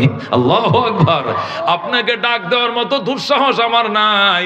এই জন্য নবী বলে, কি জন্য তুমি আসছো? জিবরাইল কো, আল্লাহ বুরাক দিয়ে ফাটাইছেন, আপনাকে আল্লাহর বাড়িতে নিয়ে যাইতে হবে। আল্লাহু আকবার। আপনাকে আল্লাহ তার বাড়িতে দাওয়াত করেছেন, আপনি বুরাকে চড়ে বসেন। আল্লাহর হাবিব বুরাকে উঠবেন, এর আগেই নবীর কলিজা মোবারক অপারেশন করা হলো। নিজের কলিজা গুদ্দা ফুসফুসগুলো পানিতে ধুইলেন, ধুয়ে ভিতরে ঢুকে আবার সেলাই করলেন, সেলাই সাথে সাথে শুকায় যায়। এরপরে নবীজি গোসল করেন, বুরাকে চড়ে বসেন। সামনে বসে জিবরাইল, পিছনে বসছে মিকাইল, মাঝখানে নবী ভিআইপি যাত্রী। এক টানে বাইতুল মুকাদ্দাস চলে যায়। আল্লাহু আকবার। এক টানে বাইতুল মুকাদ্দাস যাইয়া জিবরাইল আলাইহিস সালাম বুরাকটাকে বাইতুল মুকাদ্দাসের সামনে, জেরুজালেমের মসজিদে আকসার সামনে ফিলার আছে, ফিলারের মধ্যে ছিদ্র আছে, ছিদ্রটা বন্ধ হয়ে গেছিল। জিবরাইল আঙ্গুল ঢুকাইছে, ঢুকায় ওয়াশ করছে, করে এর ভিতরে রশিটা ঢুকাইয়া এরপরে বুরাকটাকে বাঁধছে বাইদে নবীর আসেন। জিবরাইল সামনে দিয়ে বাঁশি ফোঁ দেয়, নবী পিছন দিয়া যায়, এর পিছন দিয়ে মিকাইল। যাইতে যাইতে নবী আগের কাতারে চলে গেলেন। আল্লাহ নবী বলেন, মসজিদে বাইতুল মুকাদ্দাসে ঢুইকা দেখি আদম থেকে ঈসা নবী পর্যন্ত রহমতের 100 লক্ষ নবী রাসূল সব কাতার বন্দি বসে রইছে। সমস্ত নবীরা কাতার বন্দী হয়ে বসা, শুধু সামনের ইমামের জায়নামাজটা ছাড়া আর কোনো জায়গা ফাঁকা নাই। আমি অবাক হয়ে গেলাম, আমি কোথায়? জিবরাইল, আমি কোথায় বসবো? আমার তো বসার জায়গা নাই। জিবরাইল বলে, আপনি কোথায় বসবেন? আপনার জন্য তো সামনে জায়নামাজ খালি আছে, আপনি সামনে যান। নবী বলেন, ফা আম্মানি জিবরিল, জিবরাইল আমার ইমাম বানাইলেন। ফা সাল্লাইতু বিহিম রাকাতাইন, আমি সমস্ত নবীদেরকে মুক্তাদি বানায়া 2 রাকাত নামাজের ইমামতি করলাম। সুবহানাল্লাহ। সালাম ফিরাইলাম, বক্তৃতা দিলাম, দোয়া চাইলাম, দোয়া দিলাম, বললাম নবী গো আপনারা সবাই দোয়া করেন, আমি আপনাদের পক্ষ থেকে আল্লাহর দাওয়াতে যাচ্ছি, আপনাদের পক্ষ থেকে জান্নাত জাহান্নাম ভিজিট করতে যাচ্ছি। যেরকম আল্লাহু আকবার।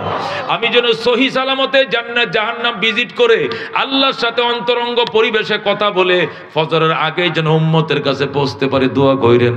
আল্লাহর নবীরা দোয়া করলেন। নবী বের হইলেন, যেই মাত্র দরজায় বের হলেন, ফেরেশতারা ট্রে নিয়ে দাঁড়ায় রয়েছে। কি নিয়ে? ট্রে নিয়ে দাঁড়ায় রয়েছে। ট্রের মধ্যে 3টা গ্লাস। কটা গ্লাস? ডাইন পাশের গ্লাসের মধ্যে পানি, মাঝখানের গ্লাসের মধ্যে দুধ, বাম পাশের গ্লাসের মধ্যে মদ। কটা? কটা গ্লাস? 3টা গ্লাস। একটা পানি, আরেকটা দুধ, আরেকটা কি? মদ। জিবরাইল বললেন, মিন আইন শিতা ইশরাব, রসুল আপনি যেখান থেকে মন চায় পান করেন। আল্লাহ নবী পানিও পান করেন নাই, মদও পান করেন নাই, দুধের গ্লাস থেকে দুধটা পান করে ফেললেন। ফেরেশতারা মারহাবা মারহাবা বলতে শুরু করলো। মারহাবা মারহাবা, উম্মতে মুহাম্মাদিয়া মারহাবা। নবী কো, তোরা এত খুশি কেন? মারহাবা দাস কেন? আসবতাল ফিতরতা, নবী গো আপনি যথাযথ সিদ্ধান্ত নিয়েছেন। ফাইন শরীবতাল মা, আপনি যদি পানি পান করতেন, গারিকাত উম্মাতুকা, আপনার সমস্ত উম্মত পানিতে প্লাবিত হয়ে মারা যাইত। ওয়াইন শারিবতাল খামার, আপনি যদি মদ পান করতেন, গাওয়াত উম্মাতুকা, আপনার সমস্ত উম্মত সব মদ খায়া গুমরা হয়ে যাইত, পথহারা হয়ে যাইত। আল্লাহু আকবার। আপনি পানিও পান করেন নাই, মদও পান করেন নাই, আপনি দুধ পান করছেন। দুধ মানে শরীয়ত, দুধ মানে ইসলাম, দুধ মানে জান্নাত। আপনার অধিকাংশ উম্মতে জান্নাতে যাবে। আল্লাহ রাব্বি সাল্লাল্লাহু আলাইহি সাল্লাম এখানের চা চক্রের অনুষ্ঠান শেষ করলেন। এরপরে বুরাকে উঠলেন, বুরাক টান দিয়া প্রথম আকাশের গেইটে লাগাইছে। প্রথম আকাশের গেইটে যাওয়ার পর কলিং বেল টিপ দিয়েছে জিবরাইল। জিবরাইল তো লগে আছে। জিবরাইল কলিং বেল টিপ দিছে। ওই পাশ থেকে বলে, মানান্তা আপনি কে? কো জিবরিল, আমি জিবরাইল। ওমাম মা কা, লগে লোক আছে নাকি? কো আছে। কো কে? কো মুহাম্মদ। কো মুহাম্মদ। আবার প্রশ্ন করো, হাল উরসিলা ইলাই, উনাকে কি ডেকে আনার জন্য আপনাকে পাঠানো হয়েছিল নাকি আপনি এমনি নিয়ে আইছেন? কয় না, আল্লাহ আমারে আনার জন্য, তার বাড়িতে নিয়ে যাওয়ার জন্য আমারে পাঠাইছে। যেরকম আল্লাহু আকবার। প্রশ্ন করছে, মান আনতা, আপনি কে? জিবরাইল, বুখারী শরীফের হাদিস। ওমাম মাকা, আপনার সাথে কে? কয় মুহাম্মদ। আবার প্রশ্ন, হাল উরসিলা ইলাই, উনাকে কি রিসালত দেওয়া হয়েছে? কোন মুহাম্মদ? উনাকে কি আনতে আপনারা পাঠানো হয়েছে না আপনি এমনি লগে লই আইছেন? কয় আমি আনবো কেন, আল্লাহ পাঠাইছেন। যেরকম আল্লাহু আকবার।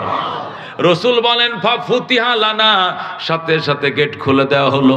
যেই মাত্র গেটটা খুলছে, বিরাট বড় গেট, দেখি ওই পাশে গেটটা খোলার সাথে সাথে ফাইজা আনা বি আদম আলাইহিস সালাতু ওয়াস সালাম।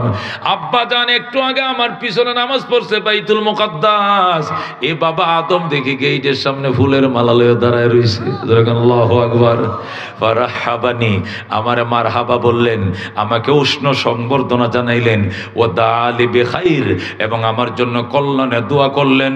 এরপরে বললেন, যান সামনের আকাশেও দেখা হবে নবীদের সাথে, পরের আকাশেও দেখা হবে। এক একটা আকাশে একজন নবী, দুইজন নবীর সাথে আমার দেখা হয়েছে অনেক আকাশে। 6 নম্বর আকাশে গেলাম মূসা আলাইহিস সালাম, 7 নম্বর আকাশে গেলাম হযরত ইব্রাহিম আলাইহিস সালাম। সুবহানাল্লাহ। এটাও পারি দিয়া 7 আকাশের উপরে গেলাম, যায় দেখি দুনিয়ার সীমানা শেষ, আকাশের লাস্ট বর্ডার সিদরাতুল মুনতাহা। জিব্রাইল সেখানে আমাকে নামায় দিল। জিব্রাইল, আমারে তুই নামায় দিলি।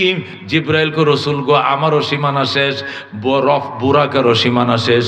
বুরাক ওই পর্যন্ত, আমি এই পর্যন্ত। এখান থেকে নতুন বাহন আপনাকে আল্লাহর বাড়িতে নিয়ে যাবে। আমার জন্য রফ আসছে, এটা আসনের মতো শুধু বইছি আর সুইচটা টিপ দিছি, লিফটের মতো টান দিয়ে আল্লাহর আরশে নিয়ে গেছে। আল্লাহ হাবিব বলেন, আমি আল্লাহর একদম কাছে চলে গেলাম। কত কাছে? আল্লাহ নিজেই বলেন সুম্মা দানা, অতবার আমার বন্ধু আমার কাছে আইসে গেছে। ফাতা দাল্লা, একদম স্পষ্ট। আল্লাহু আকবার। কাছে যাইছে, কোনো মাঝখানে কোনো পর্দা নাই, আল্লাহ এবং নবীর মাঝে কোনো পর্দা নাই, একবার ডাইরেক্ট আমার সামনাসামনি। ফাকানা কাবা কাউসাইনি, আই ফাকানা মিসলা কাউসাইনি। কাবা মানে মিসলা, ফাকানা কাবা কাউসাইনি আই ফাকানা মিসলা কাউসাইনি। তীরের ধনকের রশিটা ধরে টান দিলে, রশিটা জুড়ে টান দিলে ধনকের এই মাথার ওই মাথা যেরকম বাঁকা হইতে হইতে কাছে আইসে যায়, আমার বন্ধু আমার একদম কাছে আইসে যায়। আল্লাহু আকবার।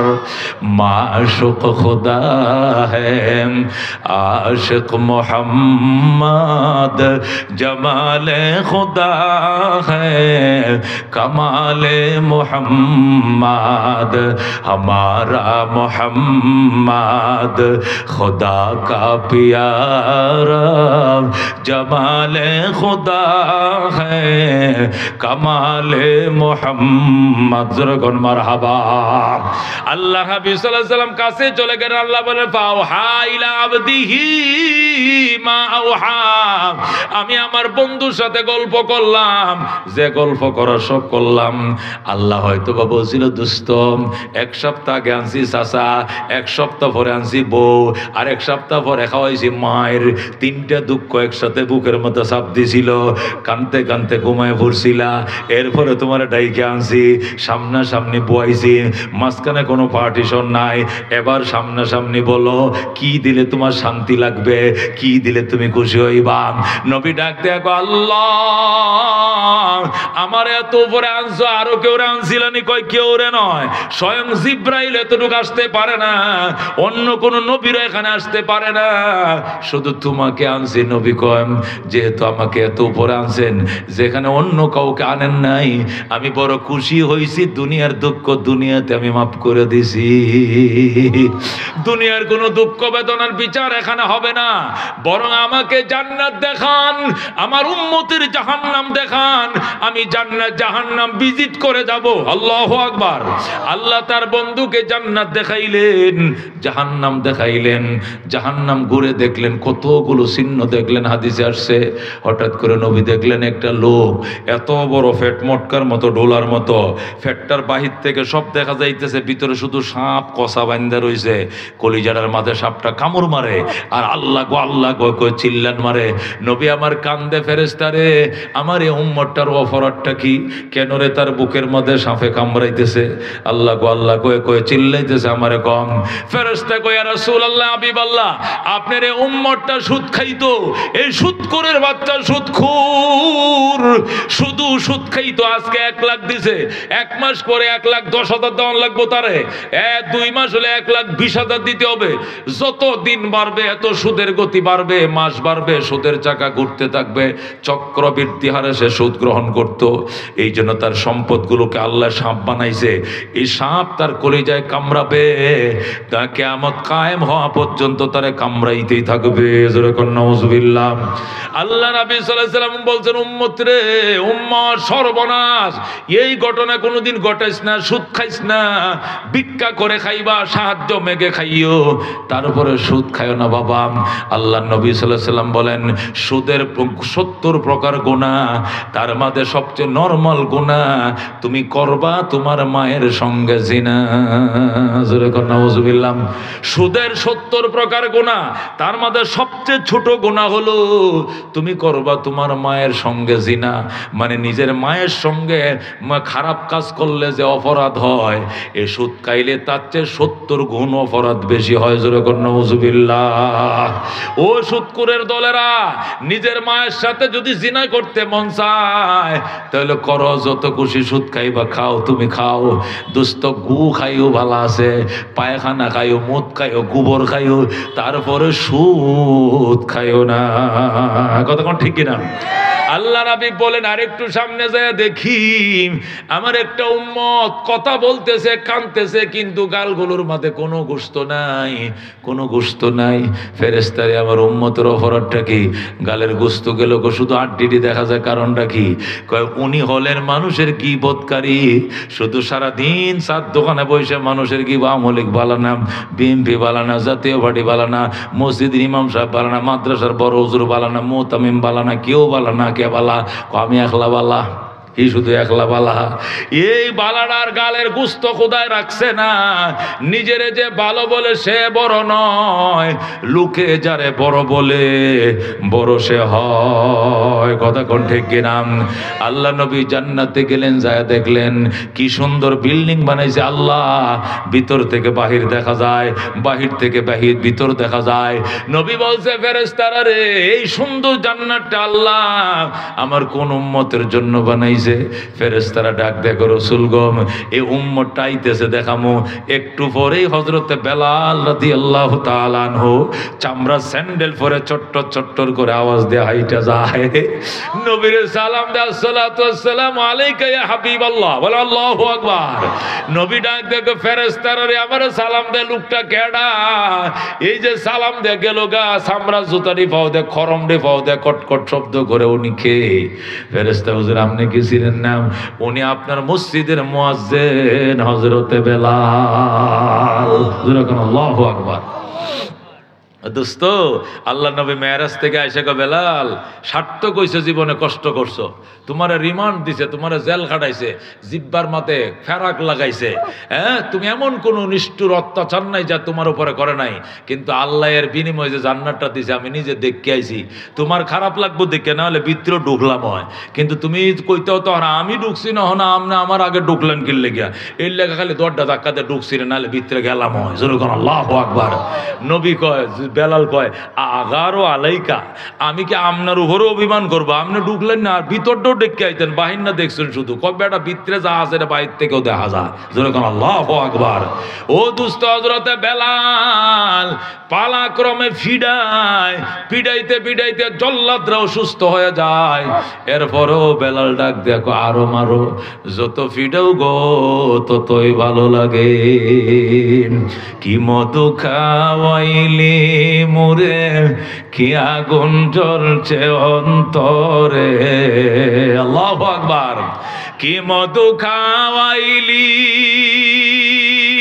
মুরে, কি আগুন জ্বলছে অন্তরে, আমার পাগল মনটা রয় না গরে, পাগল মনটা রয় না গরে, কেমনে কই সেই কাহিনী, আয় রে সকল খুদার পাগল কলব কর নুরানি, আয় রে সকল মৌলার পাগল কলব কর নুরানি। যে দেখেছে তার চেহারা সে হয়েছে গৃহহারা। কথা ঠিক কিনা? বেলাল কান্দো, যে দেখেছে তার চেহারা সে হয়েছে গৃহহারা। আমার প্রেমের হাওয়ার জ্বালায় জ্বালায়, প্রেমের হাওয়ার জ্বালায় জ্বালায় জীবন মরণ হয় পানি। আয় রে সকল খুদার পাগল কলব কর নূরানি। আয় রে সকল মৌলার পাগল কলব কর নূরানি। মারহাবা। হযরতে বেলাল যখন মুসলমান হয়ে যায়, বেলালের আব্বা আম্মা ভাই বোন সব আইছে আফ্রিকার থেকে, ইথিওপিয়া থেকে, আবিসিনিয়া থেকে আইছে। মোহাম্মদ আমাদের বেলাল আমরা লয়ে যাই। আমগো বেলাল কলমা পড়াইছেন কি লিগা? নবীকে আমি পড়াই না, তোমার বেলাল নিজে নিজেই পড়ছে। আল্লাহু আকবার। আমরা বেলাল রে দিয়া দেন, বেলাল লয়ে যাই, আমরা আফ্রিকা লয়ে যাবো। নবী ডাক দেখো, বেলাল চলে যাও, তোমাকে তো আমি জোর করে রাখি নাই। ইমানের উপরে তাকিস রে বেলাল, জান্নাতের গেইটে দেখা হবে। যা বাবা যা, মা বাবার সাথে যাম। বেলাল ডাক দেখো, ইয়া রাসূলুল্লাহ খোদার কসম, মা বাবা দেইকা সারা জীবন না দেখে থাকতে পারবো, নবীকে না দেখে আমি একটা মুহূর্ত বাঁচব না, আপনাকে না দেখে আমি বাঁচব না। আমি যাবো না। মা তুমি চলে যাও, বাবা তুমি চলে যাও, আমার ছোট ভাই ছোট বোন তোরা চলে যা। কালমা পড়িস রে, জান্নাতে দেখা হবে। কালিমা না পড়লে আর কোনোদিন দেখা হবে না। আল্লাহু আকবার। এ দোস্ত বলতেছিলাম, আল্লাহর হাবিব জান্নাত জাহান্নাম দেখাম। এবার আল্লাহর ডাক দেখো, আল্লাহ এবার চলে যাব। মেরাজ কিভাবে এটাও শুনলেন। এখন মেরাজ থেকে কি পেলাম, এবার কি পেলাম এর পালা। 3 নম্বর প্রশ্নের উত্তর।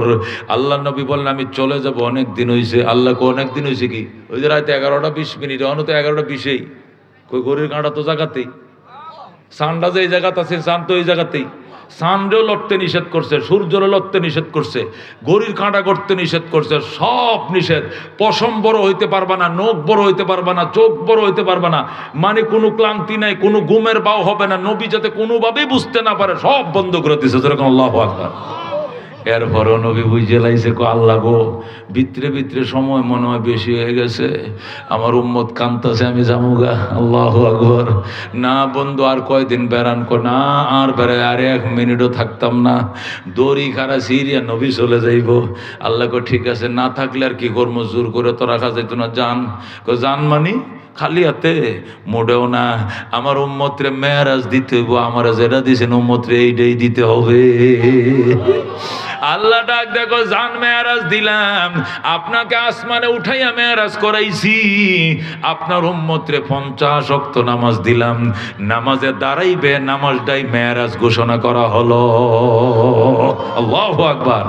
নবী কত ওয়াক্ত দিছেন? 50, মাত্র 50 ওয়াক্ত, আর বেশি দিতেন না। কয় না 50, এটাই সবর আলহামদুলিল্লাহ। যান নবী কয় সবর আলহামদুলিল্লাহ, শুকর আলহামদুলিল্লাহ। 50 ওয়াক্ত নিয়ে নবী রওনা করছে। ইব্রাহিম আলাইহিস সালাম পর্যন্ত গেছে 7 তলায়, 7 নম্বর আকাশে। ইব্রাহিম কত আনছে নামাজ? 50। মোটামুটি চলে, ঠিক মতো আদায় করতে কই উম্মতরা, যাও সালাম কই উম্মতরা, জিকির আজকার বেশি করে করতে কইও, কারণ জান্নাতের কোনো গাছপালা নাই, যত তসবিহ বেশি পড়বে এতই গাছ বেশি হবে। সুবহানাল্লাহ। এই সবকটা ইব্রাহিম মাঝখানতে দিয়া দিছে। দিয়ার পরে যাও। এরপরে গেছে 6 নম্বর আকাশে। মূসা নবী গো হাবিবুল্লাহ কলিমুল্লাহর বাড়ির সামনে দিয়ে গেলেন, একটু কথা জিগাইতাম, উত্তর দিবেন নাকি? কি উম্মতের জন্য কি আনছেন? 50 ওয়াক্ত নামাজ আনছি মাত্র। কিতা মাত্র কইতেছুন? আমার উম্মতের উপরে 2 ওয়াক্ত নামাজ আছেন, 2 রাকাত করে, 2 ওয়াক্ত, দিনে 2 রাকাত, রাত 2 রাকাত। এডি একটা উম্মত ঠিক মতো পালন করতে আসছে না। আর আপনার উম্মত 50 ওয়াক্ত, খালি কি নমাজি ভোর সারাদিন দোয়ানদারি করতো না? এই ক্ষেত্রে 7 দিব গেলা, 20 দিব গেলা, নাইলেখাত বাঁচবো কাটা, নাইলেখাত বাঁচবো কাটা, জ্বালা ফালবো কে, র লাগাইবো কে, দোকানদারি করবো, বিদেশ যাবে, আওয়ামী লীগ বিএনপির মিছিল করবো কাটা, কিচ্ছু লাগতো না। আল্লাহ রাবি সাল্লাল্লাহু আলাইহি সাল্লাম কয়, আমারও তো আল্লাহ 50 দিছে, আমি তো কিচ্ছু কই নাই। আপনার কিছু কোন লাগতো না, আমার কথা কোন যান? আমার শরম লাগে, আমি কই থাকতাম না। আমার নামটা কইবেন, আপনার কথা কইতেন করে, আপনি তো ভালো মানুষ, আপনি তো 50 রাজি, আপনি এটার উপর তখন যে, কিন্তু আমার কথা কোন যে মুসা পয়গম্বর কইছে আমার উম্মতের লাগে বলে কষ্ট হয়ে যাবো, এখন জিনিসটা একটু বিবেচনা করার জন্য, পুনর্বিবেচনার জন্য আইছি। এইটুকু কইতারতেন না পারবাম গেছে। আল্লাহ জান দিলাম 5 কমায়া, সুবহানাল্লাহ। কত রইছে? 45। মুসা আবার যান, আবার গেছে যান, আরো দিলাম 5 কমায়া। এইভাবে মুসা পয়গম্বর আমগো নবীরে 9 বার ফাটাইছে। কয়বার? 9 বারে কত কমছে? 45 ওয়াক্ত কমছে। আর কত রইছে? 5 রইছে। আবার মুসা নবী আবার যান, 5 ওয়াক্ত পারতো না, 2-1 ওয়াক্ত রাখেন মাত্র। খালি জোহর আর আসরটা রাখবেন, তাহলে ফজর ঘুমোতে উঠানো লাগতো না। আর মাগরিব এসা আসর পরে ঘুমাই গেলে মাগরিব নাই এসাও নাই। নবী আমার শরম লাগে, ইন্নী আস্তাহি মিন, আমার লজ্জা লাগে, তুই যা। মুসা আমি যাবো 6 তলার উপরে 1 ইঞ্চি উড়বা গেলে ভাঙনাটি শুদ্ধ ঘুরে দেব, আমি যাই পারতাম না। কথা হইলে আমিও যাই পারতাম না। আল্লাহ নবী আর গেল না, 5 ওয়াক্ত নিয়ে ফিরলো। যেরকম সুবহানাল্লাহ। ইহুদিরা এখনো পর্যন্ত লেখে, ইহুদিরা মুসলমান খালি নিজের নবীরে চিনলা, আমরা মুসা নবীরে চিনলা না। মুসা নবী যে কত উপকার তোমরা করছে। তুমগো নবী তো 50 ওয়াক্ত নামাজ রওনা করছিল, ব্যক্তি গোছায় চাললো, তোর হারাদিন খালি নমাজে ভরাইলো। আমগো মুসা নবী খালি বাঁচাইয়া দিছে। এরপরে আমরা ইহুদিরা 2 পয়সা দাম দিলে না তোরা। হ্যাঁ, মুসা নবী বলে বিরাট উপকার করছে, মুসা নবী বিরাট উপকার করছে, আমরা নবী বলে উপকার করছে না। জোরে কোন নাউজুবিল্লাহ। আমরা বলতে চাই, শোনো, তোমার নবী উপকার করে না, তোমার নবী আরো বিপদে ভালাইছে। আমার নবী জানতো উম্মতে 50 ওয়াক্ত নামাজ পারবে না, তারপরে আমার নবী নিজের মুখ দিয়ে কয় না কি জন্য? বিদায় বেলা জানে সব পুরাটাই ঠিক থাকে। যেরকম সুবহানাল্লাহ। আল্লাহ নবী আল্লাহর দরবারে 9 বার গেছে। কয়বার? 9 বার যাওয়ার পরে 45 কমছে কিনা? আর কয়েক তো রয়েছে? 5 ওয়াক্ত। আল্লাহ কয় এখন এই 5 ওয়াক্ত সর্বশেষ, এই 5 ওয়াক্ত ঠিক মতো আপনার উম্মতরে পালন করতে কইেন, আমি 5 ওয়াক্ত সোয়াব ইনশাল্লাহ আমি সব দিয়া দিমু, 5 ওয়াক্ত সোয়াবও দিমু, 5 ওয়াক্ত নামাজটা ঠিক মতো আদায় করতে কইেন। নবী কয়েক তো সোয়াব দিবেন? 5 ওয়াক্ত সোয়াব কে? সব তো 50 দেওয়া লাগবো। কে সব 50 দিতাম কে? আমনে না বারবার নামাজ কমাইলেন। আমি তো ব্যক্তিগতভাবে কমানোর পক্ষে আসলাম না, এটা মুসা পয়গম্বর আমার ফাটাইছে, উনার রেফারেন্সে আইসি, আপনি দয়া করে কমাইছেন, এটা তো আপনার ব্যাপার। আমি তো কমানোর পক্ষে আসলাম না, এই জন্য আমি কমানোর পক্ষে তো হইলেই কইলাম যে অতুরি নামাজ দিন না যায়। তা আমি তো হইলেই না, কি দেখছেন না আমি কি সুন্দর করে বালবালায় মতো মাতারা তলবাদে রনরে দিছি, মানে আমি রাজি আসলাম। আমি তো 50 রাজি ছিলাম, মুসা নবী আমারে ফাটাইছে, দয়া করে আপনি কমাইছেন, ডিউটি কমাইছেন, ঠিক আছে, সব কমাইলে আমি মানি না, কারণ আমি তো কমানোর পক্ষে আসলাম না। এই হলো আসল কথা। আমার নবীও জানতো উম্মতে 50 পারবো না, কিন্তু নিজের পক্ষ থেকে না কইয়া আমি 60টা আকাশ পাড়ি দিয়াম। কত নবীর সাথে আসার টাইমে দেখা হয়েছে, যাওয়ার টাইমে তো দেখা হইবই, ওইলে তো এরা আমার জিজ্ঞাসা করবো কত নামাজ টামাজ কি আনছুন টানছুন।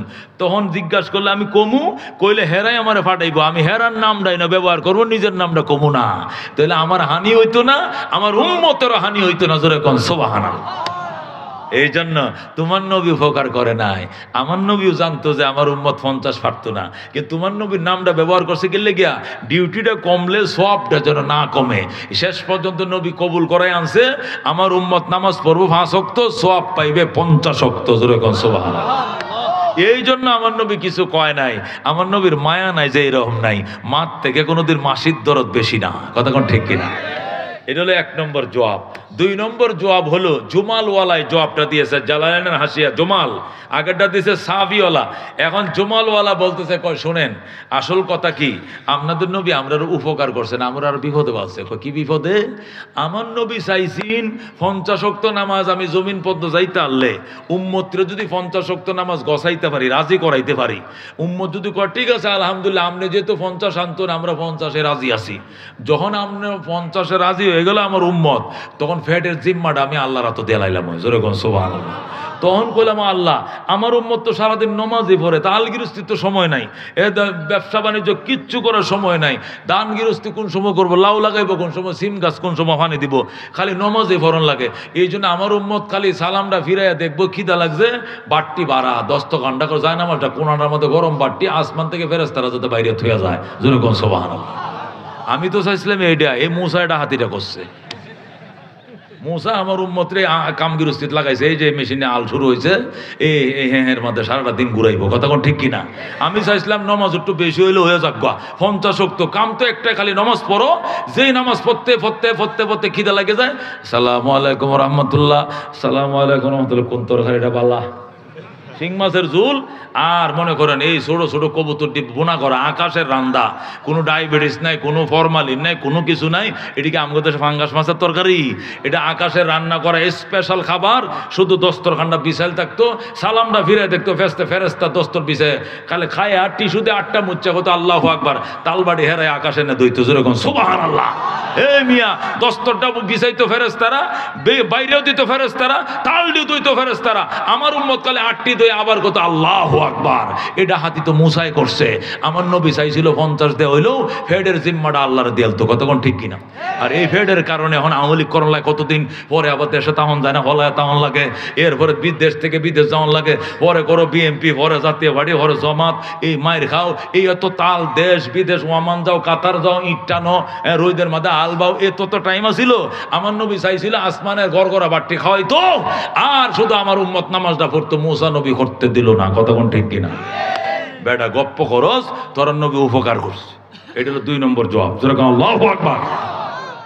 3 নম্বর উত্তর, আল্লাহর হাবিব সাল্লাল্লাহু আলাইহি ওয়াসাল্লাম রাহমাতুল লিল আলামিন সাল্লাল্লাহু আলাইহি সাল্লাম রে মুসা নবী শিখাইছে, যার নামাজ কমান। এটা মুসা নবী জুনিয়র নবী, আমার নবী সিনিয়র নবী, কতক্ষণ ঠিক কিনা? আমার নবী বড় না মুসা নবী বড়? আমার নবী বড়। তো বড় নবী রেখে ছোট নবী সবক দিতারে, অর্ডার দিতারে। তো মুসা নবী কেমনে গো আমার নবীর আপনি উপরে যান, এটা কইতে পারে কোনোদিন? নিশ্চয় এখানে একটা রহস্য আছে। রহস্যটা কি? আসল রহস্য হলো বাজান, আল্লাহ জীবনে একবার নবীরে দাওয়াত দেবাইত নিছে, যেরকম আল্লাহু আকবার। জীবনে কয়বার? আল্লাহ তার জিন্দেগিতে, তার বন্ধুর জিন্দেগিতে আল্লাহ তার বন্ধুর একবার তার বাড়িতে দাওয়াত নিছে। দাওয়াত করে নিয়া চাইছেন যে আল্লাহ অন্তত 100-200 বছর হেন রাহার লাগিয়া, যেরকম আল্লাহু আকবার। কিন্তু নবীর টের ফাইলাইছে, দিন তো ভিতরে দিয়ে মেলা যাইতেছে, রাজ্যে ফোয়াইতেছে বারবার, দিন যে হইতেছে, গড়ির কাটাত না বাসে না, দিলের কাটাত নবীর বাইসে গেছে, যেরকম সুবহানাল্লাহ। আল্লাহ নবী চাইছিল চলে আসার জন্য, আল্লাহ চাইছিল আরো কিছুদিন বেড়ানোর জন্য, কিন্তু নবী যেহেতু কোনোভাবেই থাকে না, এই জন্য আল্লাহ নিজেই কৌশল করে 50 ওয়াক্ত নামাজ, বেশায় নামাজ দিছে। নামাজ দিয়া আল্লাহ মুসা নবীরে ফিওনের মতো রাস্তার মধ্যে দাঁড় করে রাখছে। মুসা নবী আমগো নবীর উপরে কোনো মাতবরি করে নাই, বরং ঘটনা হয়েছে কি, আল্লাহ মুসা নবীরে ফটো খাড়া করে দিয়েছে। মুসা রে, এ মুসা, আমার বন্ধুরে 50 ওয়াক্ত নামাজ দিছে তার উম্মতের লাগিয়া, তার উম্মত তোর অত নামাজ পারতো না, তুই রাস্তার মধ্যে দাঁড়াবি আর দাঁড়ায় থেকে বলবে, ওগো আল্লাহর হাবিব হাবিবুল্লাহ, আপনার উম্মত এত নামাজ পারবে না। এই কথাটা তুই কলিমুল্লাহ আমার নবীর একটু শিখিয়ে দিবি। খালি শিখিয়ে দেওয়ার মাত্রই উম্মতের মায়া দেখবে, আমার নবী বারবার আমার কাছে আইব। নবী আসবে, অল্প অল্প করে কমাবো, আর আমার মাহবুবের চেহারাটা আমি বারবার দেখবো, যেরকম সুবহানাল্লাহ।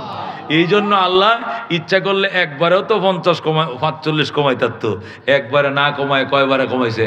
9 বারে কমাইছে। মানে কি, বারবার আল্লাহ তার বন্ধুকে তার বাড়িতে ফিরিয়ে এনেছেন, তার মাহবুবকে প্রাণ ভরে তিনি বারবার দেখেছেন, যেরকম আল্লাহু আকবার। এখানেই মুফাসসিরিনে কেরাম লেখেন যে মুসা আলাইহিস সালাম আমাদের নবীর উপরে কোনো মাতবুরি করেন নাই, বরং আল্লাহ রাব্বুল আলামিন নিজেই মুসা আলাইহিস সালামকে ষষ্ঠ আকাশে ফিওন হিসেবে দাঁড় করে রেখেছিলেন, যে আমার বন্ধু যখন তোমার বাড়ির সামনে দিয়ে যাবে, তখন আমার বন্ধুরে শুধু এই কথাটুকু বলবা যে আপনার উম্মত এত নামাজ পড়তো না, একটু যাওয়ান শিক্ষিত হন, কমানোর জন্য সুপারিশ করেন। আমার বন্ধু উম্মতের মায়া পড়ে বারবার আইব, আর আমি আমার বন্ধুকে বারবার তৃপ্তি সহকারে দেখবো, যেরকম আল্লাহু আকবার। ও দোস্ত, আমার ভাই বিদগ্ধ আলেমে দ্বীন চমৎকার আলোচনা করেন। রাত বাজে এখন 2:15, কিতা কইতাম কোন, আমরা তো প্রতিদিনে এই গান বেটির মশলা হারায় যাওয়ান লাগে।